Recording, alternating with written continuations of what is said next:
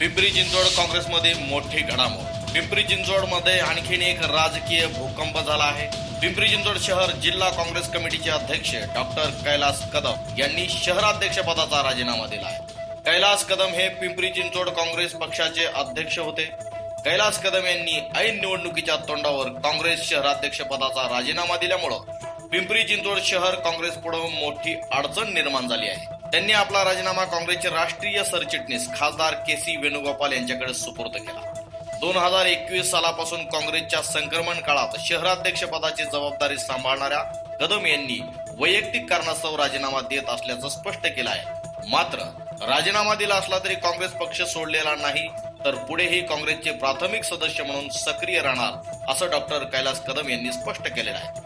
ऐन निवडणुकीच्या काळात कैलास कदम यांनी राजीनामा दिल्यामुळे काँग्रेसची पुढची दिशा काय राहणार हे पाहणं महत्त्वाचं ठरणार आहे.